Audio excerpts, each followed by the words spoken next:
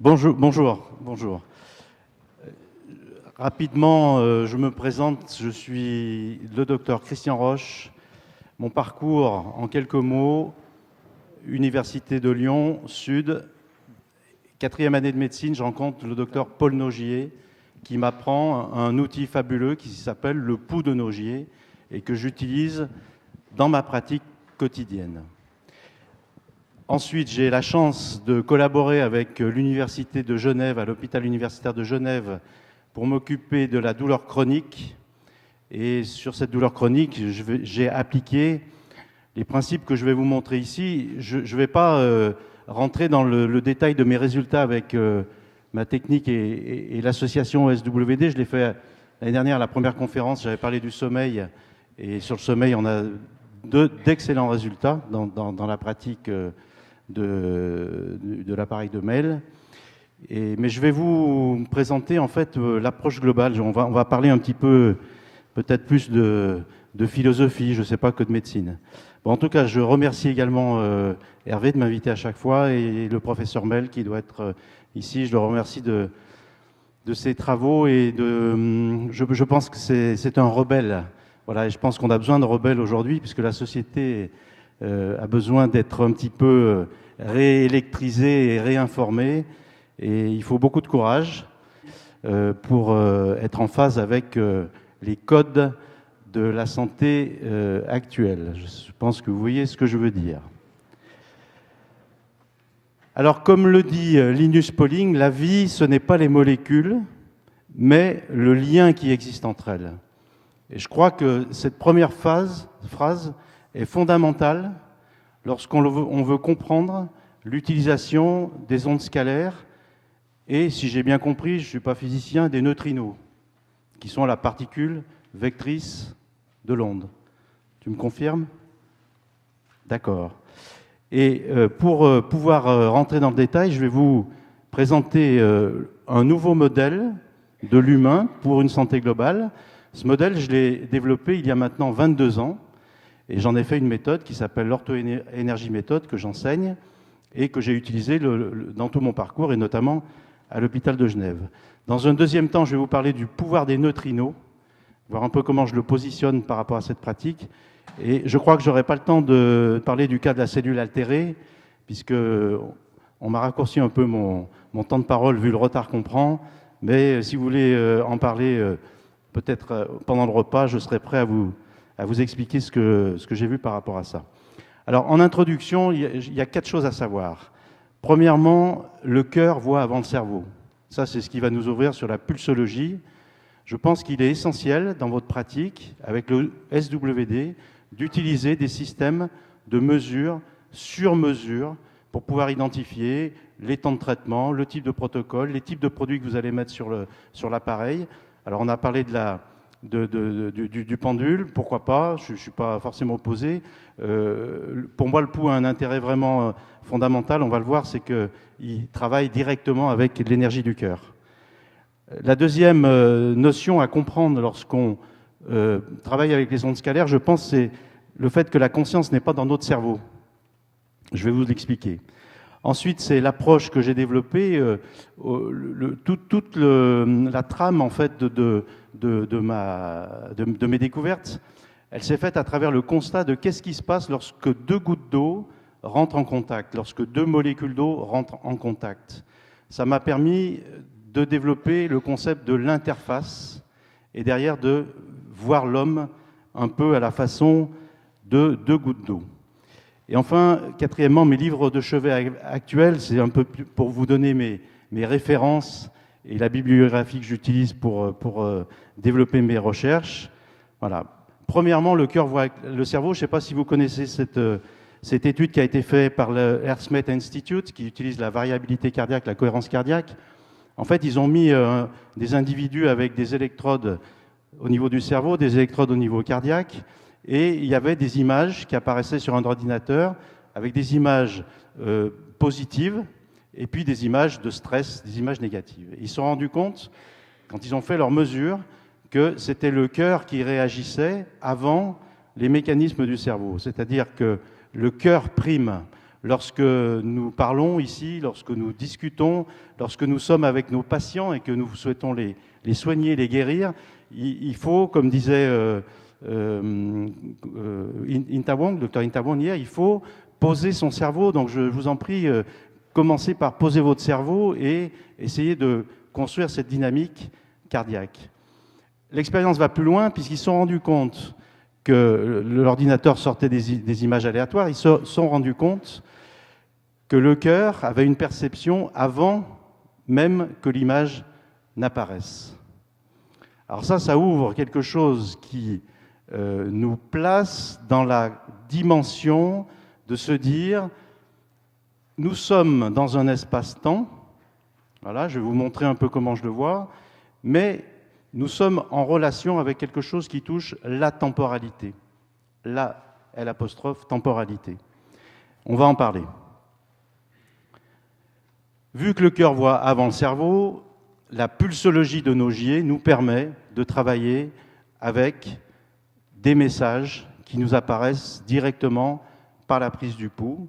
Et donc, toute ma stratégie de diagnostic et de thérapeutique, et même donc de choix lors de mes séances de SWD, se fait par cette prise pulsologique. Voilà, vous voyez ici l'image du docteur Nogier, qui était un des êtres peut-être les plus fantastiques qui m'a été donné de rencontrer, à part mon épouse, bien sûr. Deuxièmement, la conscience n'est pas dans le cerveau. Alors, est-ce que vous avez entendu parler des microtubules ? Vous connaissez ça ? En fait, c'est que quand je suis arrivé dans le service de la douleur à l'hôpital de Genève, le chef de service de la douleur m'a donné des publications de Amroff et Penrose sur un modèle de conscience quantique.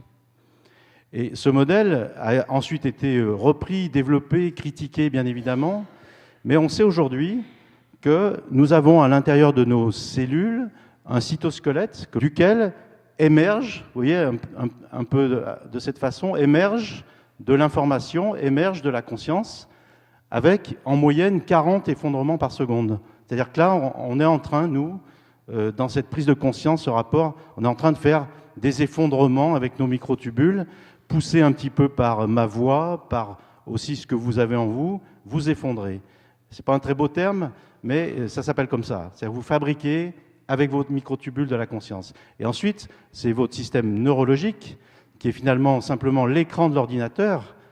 Les microtubules, c'est Google, et l'écran de l'ordinateur, votre système neuronal qui décode et qui fait que vous avez des idées qui viennent, etc., etc.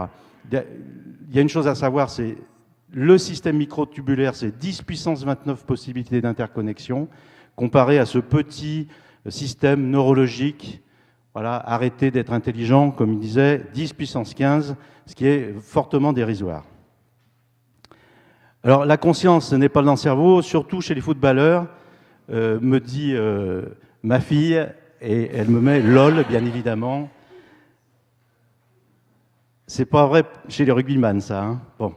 Alors, notre approche tient en 2 gouttes d'eau. Vous voyez, l'effet contact, l'interface contact.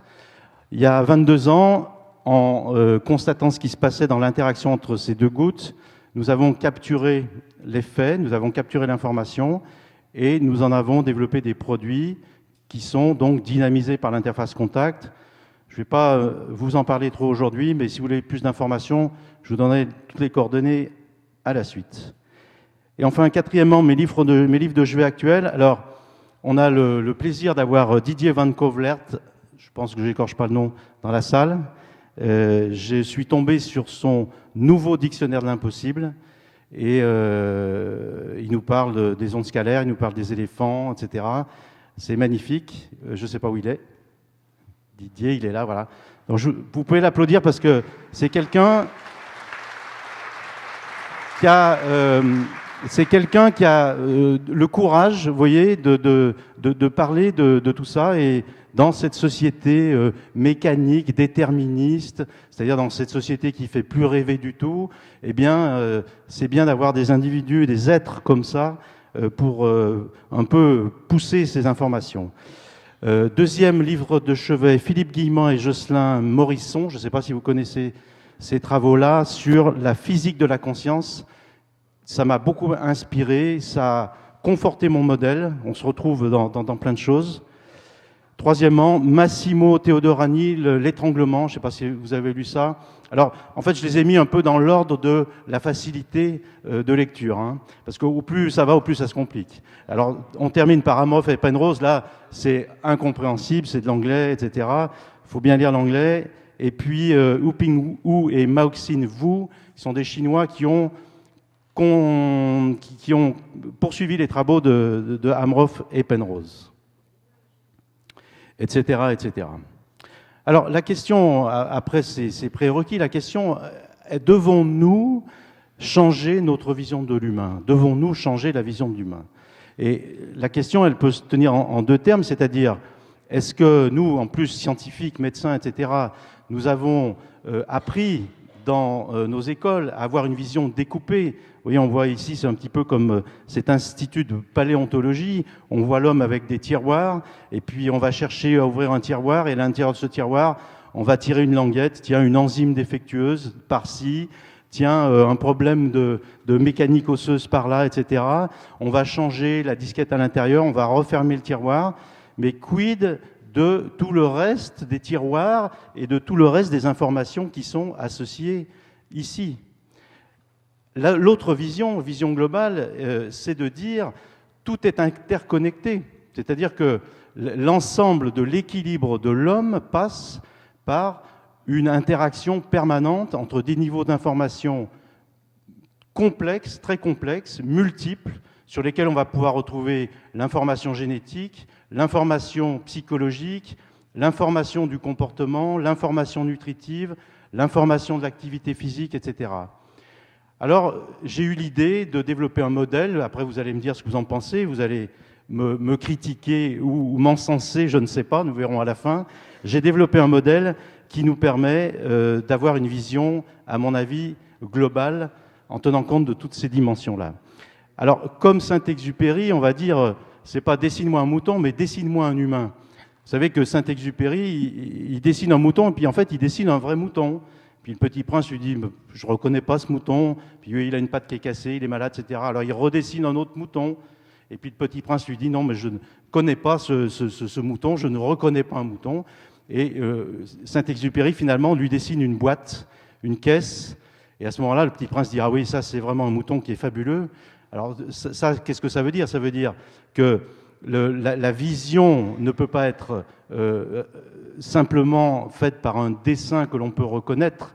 Il faut laisser à travers la vision l'imaginaire, la conscience du cœur. Il faut laisser l'esprit parler. Et c'est ce que nous devons faire quand nous voyons nos patients. Aujourd'hui, la médecine nous découpe, c'est-à-dire qu'on nous dessine des moutons, mais il faut nous dessiner des caisses, des boîtes sur lesquelles nous pouvons après chercher l'information dans l'interrelation avec le patient. Et dessiner une caisse, une boîte, et bien là voilà la vision de l'humain telle qu'on peut la définir avec cette approche.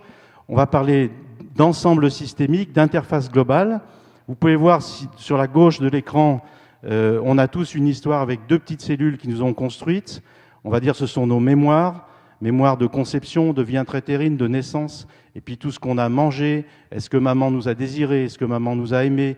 Est-ce que papa nous a aimé aussi? Et puis, est-ce qu'on a été vacciné? Quelles maladies on a eues? Les maladies infectieuses, etc. Tout un parcours vital, en fait, dans lequel se mélange du psychologique, de l'affectif, du sentimental et du génétique, du métabolique, de l'immunitaire. Devant, on a un projet, c'est-à-dire que vous avez ici tous, vous savez à peu près ce que vous allez faire ce soir, cet après-midi, demain, dans une semaine. Vous avez un projet de vie, vous avez une volonté d'apprendre des choses. Donc on a cette interaction permanente entre ce qu'on a derrière et ce qu'on a devant. Entre ce qu'on a derrière et ce qu'on a devant, pour le voir globalement, il faut toucher l'interface. Comment je peux construire un lien entre toutes ces mémoires et tout ce projet? On a un premier niveau d'interface. Le deuxième niveau, c'est tertiel. Tertiel, c'est la matérialité, le physique, les atomes, les molécules qui nous construisent. Ciel, c'est l'esprit, l'intuition, la psychologie positive, voilà, tout ce que vous voulez mettre au-dessus, c'est le ciel de nos amis chinois, etc. Et troisième dimension, on a une latéralité droite et gauche, toujours, avec du coup un cerveau droit, un cerveau gauche, des articulations maxillaires droite et gauche, une symétrie de développement embryologiquement. On a donc ce concept de latéralité. Le point clé de ce schéma systémique, c'est ce que j'appelle le germe. Il y existe un centre qui interconnecte tout. Voilà. Chacun d'entre vous a un centre qui interconnecte toutes ces interfaces vitales. Et voir le monde, voir l'homme de façon globale, c'est pouvoir toucher ce germe. Alors, comment on touche ce germe? En fait, ce germe, vous voyez, il est stimulé. Il est stimulé par derrière et au-dessus de ce plan d'horizontalité, derrière, ce sont nos mémoires psychiques. Vers le bas, nos mémoires physiques. Vers le devant, la nutrition, l'activité sportive. Et vers le haut, le comportement, la créativité. Ce sont des éléments vibratoires, ce sont des énergies informationnelles vibratoires. Vous êtes en permanence informé par ces systèmes. Et vous êtes informé de façon cohérente, c'est-à-dire tous ces systèmes viennent en permanence vous informer. Et vous allez réagir par rapport à cette information. C'est-à-dire que votre centre va être centré ou pas centré. Vous voyez, vous êtes ici l'humain. Alors l'intérêt, c'est que cet ensemble systémique, on peut y mettre l'homme total, on peut y mettre de l'ADN. L'ADN fonctionne exactement sur le même modèle. C'est un ensemble systémique fait d'interfaces entre des mémoires et de l'avenir, du ciel, de la terre, etc. On peut y mettre, donc l'ADN a un germe, on peut y mettre les microtubules, même fonctionnement, voilà. Et du coup, on peut dire finalement, la vie, c'est quoi? La vie, c'est une interface entre forme et information. Nous sommes en permanence une interface entre forme et information.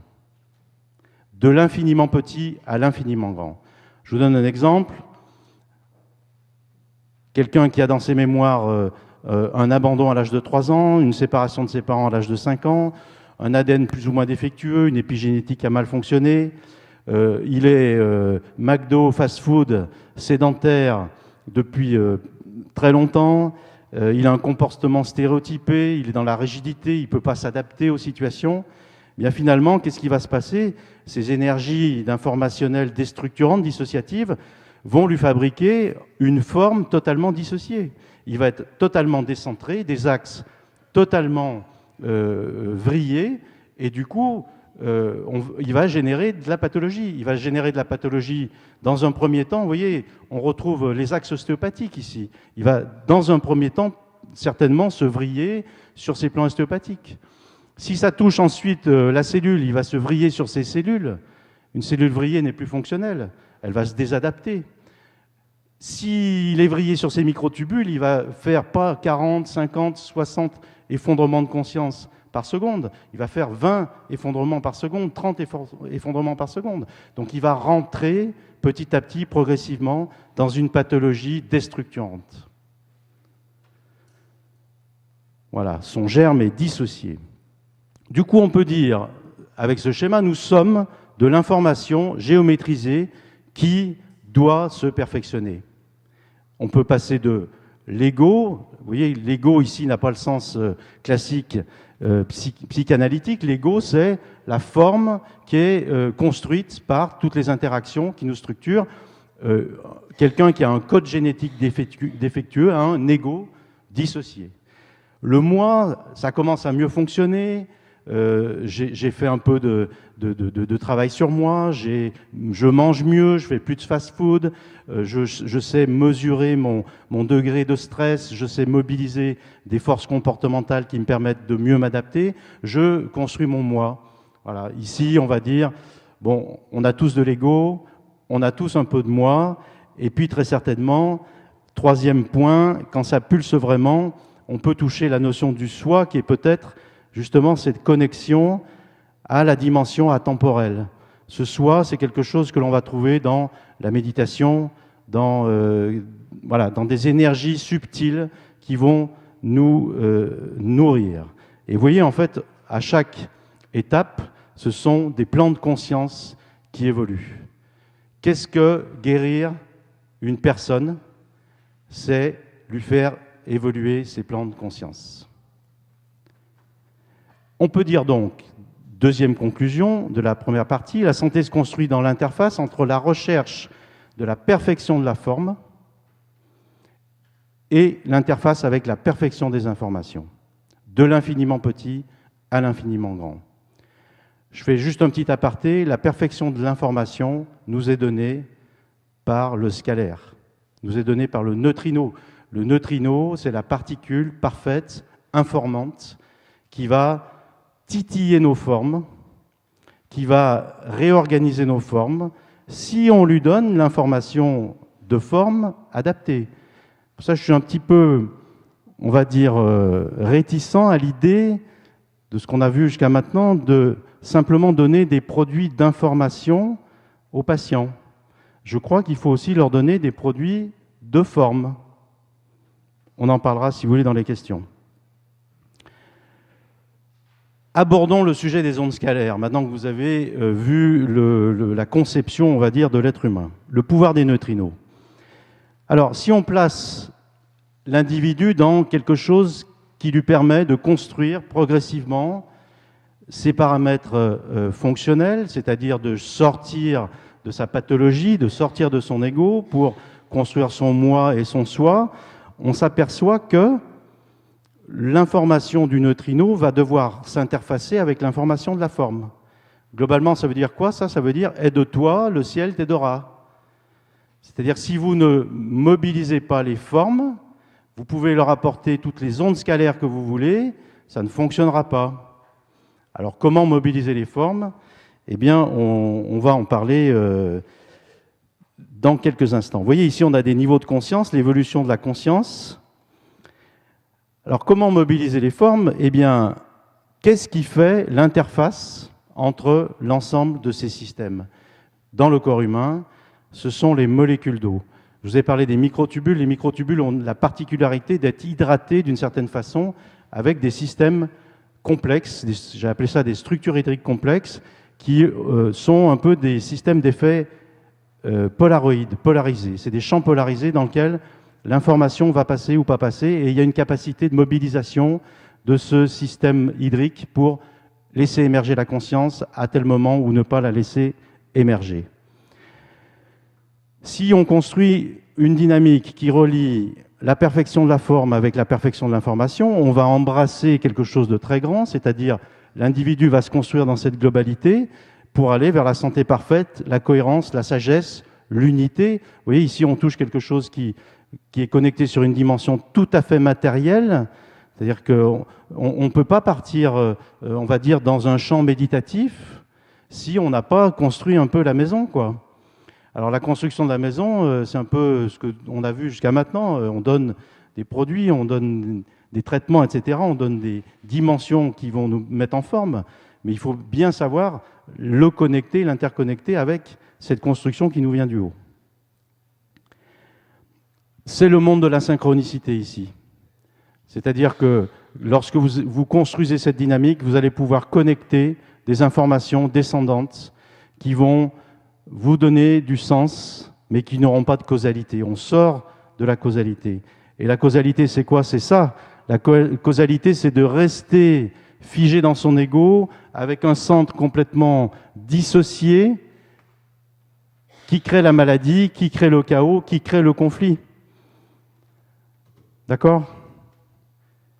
Et là, on est dans le cause à effet. Donc, on est dans quelque chose où des causes vont déclencher des conséquences. Alors ici, l'application que je fais en pratique sur les ondes scalaires, j'analyse l'individu sur ces différents plans en mesurant les différentes énergies sexuelles, nutritives, le thymus, le cœur, le maître du cœur, la crosse de l'aorte, qui est le plus gros vortex de l'organisme, la peau, la mélanine, qui sont des récepteurs piézoélectriques, la capacité que nous avons de prendre l'information scalaire et de la transformer en forme, c'est grâce à la piézoélectricité. La piézoélectricité, on la retrouve dans les molécules telles que la mélanine et on la retrouve dans une zone clé de l'interface entre le neutrino long scalaire et la forme, l'épiphyse. Voilà, l'épiphyse, on travaille beaucoup sur l'épiphyse pour aller jusqu'au ciel. Tout ça, ça se fait avec des outils un petit peu plus complexes qu'on a dans le cabinet, mais en testing pulsologique. Je sais, par exemple, au pouls, en prenant le pouls, je comprends qu'il faut mobiliser l'énergie nutritive chez l'individu.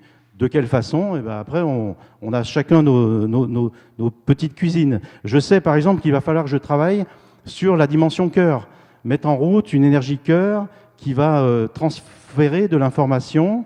Voilà, on a des techniques qui nous permettent également de faire ça. Et vous voyez, au plus on est dans des sphères qui montent vers le haut, au plus on touche cette notion de ciel, quelque part, là-haut, il n'y a plus de forme. Là-haut, on est connecté sur l'information qui est au-delà de l'espace-temps. Mais nous sommes des humains, donc ne travaillons pas qu'avec l'information. Travaillons également avec les formes dans cette interface forme et information. Alors, en gros, techniquement, eh bien, on va moduler des ondes scalaires de recentrage lorsqu'il va falloir travailler sur l'ego, c'est-à-dire le fait que l'individu a perdu son centre et donc est totalement vrillé. On va moduler avec des informations de recentrage. Ça, on le fait essentiellement, je suis désolé de vous en parler, puisque c'est mon laboratoire qui fait ça, mais je vous en parle. On le fait essentiellement avec un produit qui s'appelle le chi spinal. Et puis Gilles vous en parlera très certainement mieux que moi tout à l'heure.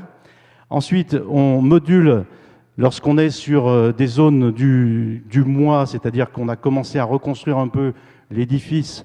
Bon, par exemple, si vous voulez, ici on a de la cancérisation, on a de la maladie de Lyme, comme on a vu, on a des désordres structurels profonds. Au-dessus, non. Au-dessus, on peut avoir des dimensions qui sont un état un peu dépressif, quelques troubles ostéopathiques passagers, une petite fatigue avec un syndrome de stress un peu plus important. Donc, sur ce plan-là, on va pouvoir commencer à donner plus d'informations que de formes. Et donc, on va remplir là. On va remplir en énergie ici. Alors ça, je le confirme dans mon expérience personnelle, la propriété fondamentale, essentielle, que vous pouvez tous appréhender et vous servir dans votre pratique quotidienne de l'appareil du professeur Meyle, c'est le remplissage énergétique. Le remplissage énergétique se fait de façon spectaculaire. Et on parlait hier de la problématique entre le vide et la plénitude. L'organisme, lorsqu'il est calé sur quelque chose qu'il connecte vers le haut, va faire sa propre sélection. Et il va remplir les zones qui sont vidées, mais il ne remplira pas les zones qui sont en plénitude. Pour expliquer ça à mes patients, aujourd'hui, c'est un peu comme une éponge, vous voyez, il y a des parties mouillées, il y a des parties sèches. Et bien, lorsque vous apportez de l'eau, l'éponge ne va pas remplir, là où il y a de l'eau, elle va remplir dans les parties sèches. L'onde scalaire fait exactement la même chose. C'est fabuleux au niveau d'une pratique énergétique, parce que dans ces circonstances où on traite du moi, c'est-à-dire, bon, je viens de rencontrer un confrère ostéopathe, on habite à 15 km l'un de l'autre, on ne se connaît pas, enfin un peu de nom, et je viens de lui parler tout à l'heure. En ostéopathie, le traitement ostéopathique post-onde scalaire, c'est magnifique. C'est magnifique. Vous faites une ostéopathie de haut vol. Parce que vous avez rempli les microtubules, vous avez émergé de la conscience, vous avez rempli les cellules, vous avez rempli les systèmes, vous avez rempli l'interface, en fait, entre tous les éléments avec lesquels vous allez devoir moduler, composer. Et troisième niveau, alors ça, on n'en rencontre pas beaucoup, les gens qui sont dans l'expérience du soi, on va dire, c'est le sentiment extatique, c'est la recherche de la quête, peut-être un vilain mot aujourd'hui spirituel, excusez-moi, c'est le remplissage, l'onde scalaire modulée d'expansion. Et là, on a aussi quelques propositions à faire pour pouvoir travailler dans ce sens, toujours dans une dimension de contact avec la forme, c'est-à-dire que l'expansion ne doit pas être folle, complètement inadaptée par rapport à l'individu. Chacun, là, au-dessus, si vous voulez, ici, on peut dire là, l'impact du médecin est très fort, la relation médecin-patient est très fort. Ici, ça va être un petit peu moins puissant. Et puis là-haut, nous, en tant que médecins, on ne doit pas toucher. Voilà, on doit laisser chacun vivre sa propre expérience là-haut. Vous voyez, donc du coup, on peut dire nous sommes de l'information géométrisée, alors géométrisée, un petit jeu de mots, qui se perfectionne au contact des neutrinos. Conséquence, un bon traitement scalaire passe par le germe est partout. Vous voyez, cette notion de germe, c'est l'unité qui est en nous, vous l'avez dans la globalité de l'homme, vous l'avez dans la globalité de la cellule, dans la globalité de l'organe, dans la globalité de l'ADN, dans la globalité de la microtubule. Le germe est partout, donc il contient la totalité des informations. On disait, j'ai l'univers en moi. Bien sûr, cet univers en moi, c'est quoi? C'est ce germe, c'est quelque chose qui s'apparente peut-être à la notion de vide quantique, c'est un état de superposition de toutes les informations que nous avons à notre disposition pour vivre. Et toutes les informations que nous avons à notre disposition pour vivre sont au centre de nous. Donc on a l'espace de tous les possibles à l'intérieur de nous. Les informations qui sont donc effondrées, qui émergent, définissent la forme avec un nombre d'effondrements de conscience. Donc recentrage du germe. Deuxième conséquence, un bon traitement scalaire, nécessité d'établir un lien, une interface, une interrelation entre l'ego, le moi, le soi, vus comme ils ont été définis, c'est-à-dire notre espace temporel et spatial, et les informations qui sont hors de l'espace-temps. Ça fait appel à des notions de verticalité. Nous sommes des êtres verticaux, à l'opposé des animaux. Cette verticalité, elle nous donne des devoirs et elle nous donne aussi des opportunités de devenir de plus en plus verticaux. C'est-à-dire il faut regarder un petit peu au-dessus, vers le haut, avoir la narine au vent, vous voyez, pour capturer les bonnes informations. On va parler de corésonance biologique. C'est finalement le lien entre l'onde scalaire et l'individu crée des schémas de corésonance, une espèce de dimension de potentialisation en fait de l'onde scalaire et du patient lorsque tout est bien fait. C'est la notion de conscience, cette notion de lien. On peut appeler ça l'espace des sentiments agréables, cher à Antonio Damasio, qui est un neurobiologiste américain. L'espace des sentiments agréables nous donne une indication de notre bien-être intérieur sur tous les plans, physiques, psychologiques, existentiels, émotionnels, etc. Dernièrement, conséquence, un bon traitement scalaire passe par trouver les interfaces esprit-matière, c'est-à-dire savoir véritablement sur quel niveau nous travaillons, moduler moduler les ondes scalaires de façon appropriée, c'est-à-dire pour nous, sur mesure énergétique grâce à la pulsologie et produits à interface contact, comme le fameux chi spinal. Conclusion de cette deuxième partie, je dirais que plus qu'une énergie libre, le neutrino est une énergie de liberté. Et il faut que vous l'utilisiez dans ce sens. Autre conclusion, c'est la vie, ce ne sont pas les humains, mais les liens qui se tissent entre les humains. Alors, je vais terminer là, parce que oui. Je suis au bout. Ma troisième partie, j'arrive de La Réunion, on m'a fait le même coup, j'ai eu 20 minutes en moins dans mes conférences. Je dois certainement avoir un effort de comprimer mon temps, sans doute, si je veux avoir le message qui se tisse par rapport à ça. La vie, ce ne sont pas les humains, mais les liens qui se tissent entre les humains. Pour terminer, vous voyez, qu'est-ce qui se passe ici? Chacun d'entre vous peut être vu comme un ensemble systémique. Hein, vous voyez, vous êtes tous dans votre cube avec un centre, des interfaces vitales. Eh bien, si je prends l'ensemble de ce qui se passe avec l'orateur, nous sommes tous ensemble un nouvel ensemble systémique, avec de nouveaux codes, de nouvelles informations qui nous permettent certainement de changer de façon de voir l'homme, changer d'état d'esprit, changer nos relations avec les autres. Et c'est pour ça que je vais terminer par quelque chose qui va peut-être vous surprendre. Je vous remercie d'abord de votre attention et je voudrais vous dire que je vous aime.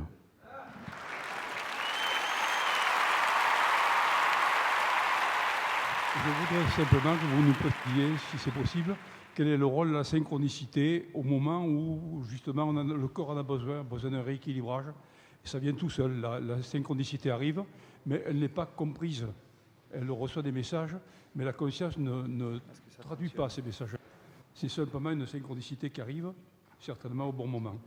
Vous parlez de la synchronicité, c'est ça, hein, la question. Synchronicité pure. Alors, lisez là-dessus Philippe Guillemant, là, le physicien dont je vous ai parlé, il parle de ça certainement beaucoup plus merveilleusement que moi. D'une certaine façon, on peut dire que ce qui nous emprisonne, c'est notre ego. C'est-à-dire que quand on est vrillé, dissocié, que notre centre est totalement décentré, nous sommes dans une prison. On le voit parce que finalement, on a un mode de fonctionnement stéréotypé, on ne sait plus s'adapter. On parlait de l'adaptation cellulaire avec le cancer. Très certainement, j'ai beaucoup aimé l'intervention ce matin entre cancer et Lyme, parce que je pense qu'il y a un gros parallèle à faire dans l'idée de dire que le cancer, c'est une espèce de pathologie qui force l'adaptation. Puisque dans le Lyme, il n'y a plus d'adaptation.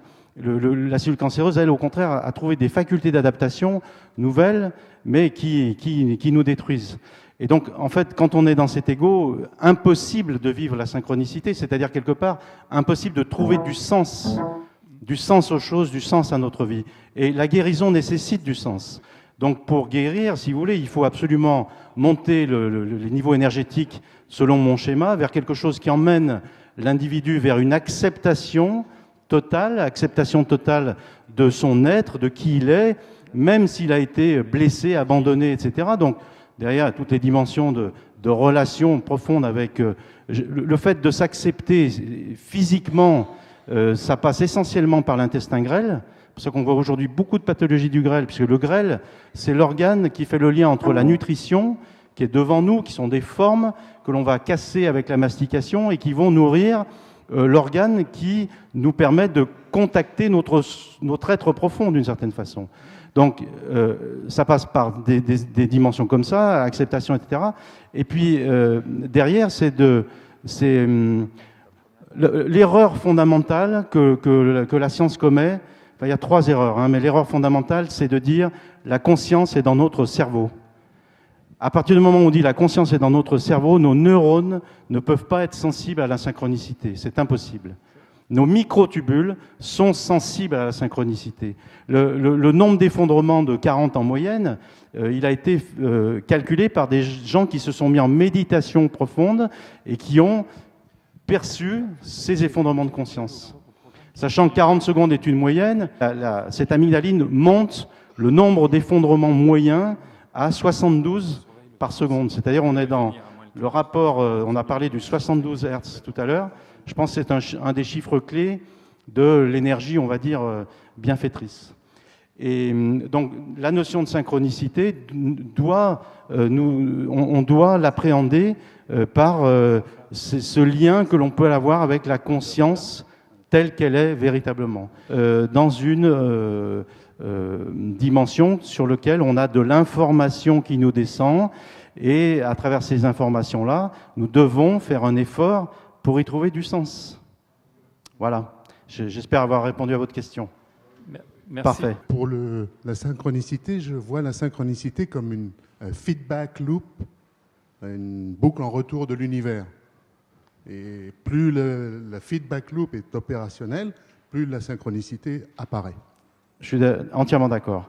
Voilà. Simplement, Philippe Guillemant a écrit un livre sur le temps, et en fait, il démontre que nous avons devant nous des potentiels futurs qui sont en préparation. C'est-à-dire que devant nous, là, nous avons un ensemble de potentiels futurs qui sont en train de se préparer. Ça, j'ai repris ça avec les travaux du sommeil. J'ai démontré que le sommeil est une phase, on va dire, de conscience qui nous permet, j'ai appelé ça le bouquet du destin, c'est-à-dire ça nous permet de transformer notre destinée par les interconnexions qu'on peut faire avec cet univers dont vous parlez, qui est cette rétrocausalité en fait. Et donc, bien évidemment, la synchronicité, on va dire, c'est notre ange gardien. C'est-à-dire, c'est quelque chose qui nous permet de nous dire, je trouve à un moment donné une information qui me renforce dans ce que je développe. Et je dois vous avouer, malgré tout, que depuis que je travaille dans ces domaines-là, au début, ça a été très difficile. J'avais des douleurs pas possibles quand je faisais une découverte. Et puis maintenant, c'est de plus en plus fluide et facile, ce qui me fait penser que nous sommes en train de changer. Voilà, on est en train de changer de plan et pour le bien-être de tout le monde. Je vous ai pas mis mes coordonnées, excuse-moi. Je vous donne mes coordonnées. Mon email, petit d, petit r, comme docteur, point, Christian Roche en minuscule, ça se tient tout, @me.com. Donc, Et puis le téléphone de mon laboratoire, si vous voulez avoir des informations sur ce qu'on fait, 04 94 67 68 39. Je voulais juste vous rajouter, si c'est possible, j'ai un de mes amis physiciens qui a travaillé sur les microtubules et qui fait en appliquant les équations de Schwarzschild dessus, montre qu'en fait, l'univers est parfaitement ordonné et non un chaos avec un Big Bang, et montre qu'en fait, l'homme est au centre de ce qui est plus grand et ce qui est infiniment petit. Mais ça, c'est les travaux de Nassim Haramein aussi, Voilà. qui montrent. C'est ça. Simplement, parce que ça, c'est vrai. C'est mon ami. Simplement, c'est très important, ça. Voilà. Nous sommes dotés aujourd'hui d'un système microtubulaire qui nous permet d'avoir la conscience que nous avons. Et donc, nous serons dotés demain d'un nouveau système qui ne sera pas par les microtubules, qui sera sans doute, à mon avis, par les structures hydriques. Au plus on va aller dans l'évolution, au plus l'eau va prendre de l'importance, qui nous permettra de faire 150, 200 effondrements de conscience par seconde. Voilà, c'est le mot de la fin. Je vous remercie. wow.